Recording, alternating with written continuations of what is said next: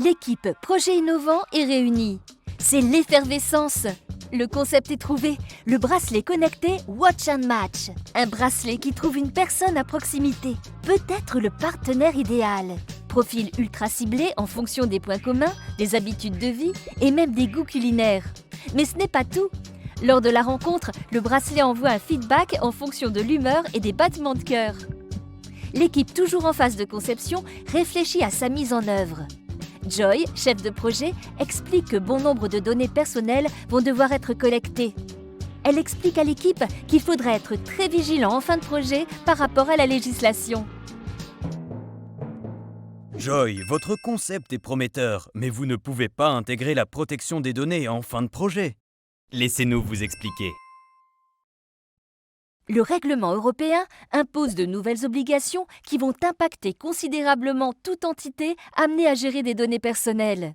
Entreprises, associations, organismes publics ainsi que leurs sous-traitants. Et le principe de Privacy by Design est une de ces nouvelles obligations.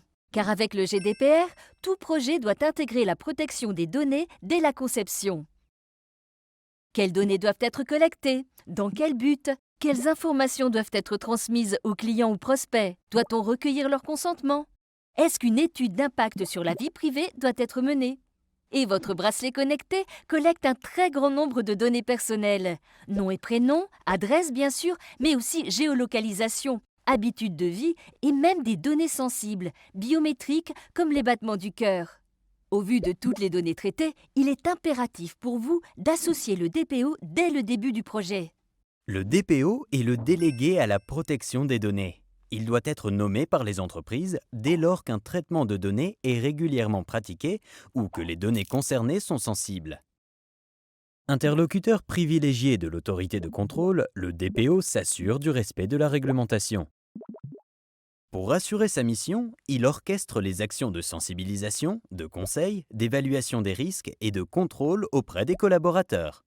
Le DPO est également chargé de superviser le registre des traitements, autre nouvelle obligation du règlement européen pour les entreprises et leurs sous-traitants. Ce registre doit répertorier des informations précises relatives aux traitements mis en œuvre dans l'entreprise. Coordonnées du responsable de traitement, finalité, destinataire des données, durée de conservation, hébergement et transferts éventuels. Car les entreprises doivent prouver qu'elles respectent la réglementation. C'est le principe de responsabilité ou accountability. Comment? En adoptant des règles internes et des mesures appropriées pour que chaque traitement soit effectué dans le respect du règlement européen et en étant capable de le démontrer à l'autorité de contrôle. Documentation, audit, analyse de risque. Tout doit être fait pour protéger les données personnelles des clients et employés. C'est un autre point très important du règlement, la sécurité. La nouveauté, c'est qu'en cas de fuite ou de faille de sécurité, l'entité a 72 heures pour avertir l'autorité de contrôle compétente et informer les personnes concernées en cas de risque élevé d'atteinte à leur vie privée. Ce délai étant très court, les sous-traitants, quant à eux, doivent être réactifs et notifier à leurs clients toute violation de données le plus tôt possible. La sécurité des données monte donc d'un cran avec le règlement européen et doit être garantie dans tous les services d'une organisation, quelle qu'elle soit, ainsi que chez ses sous-traitants.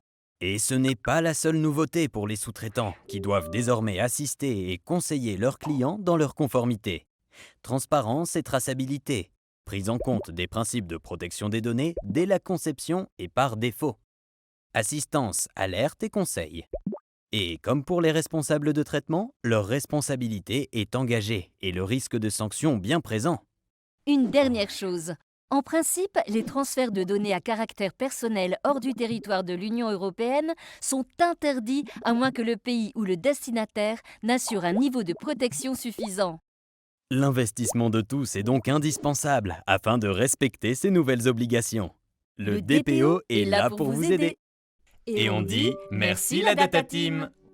Joy décide de faire la liste des données qui leur seront indispensables et de la montrer au DPO.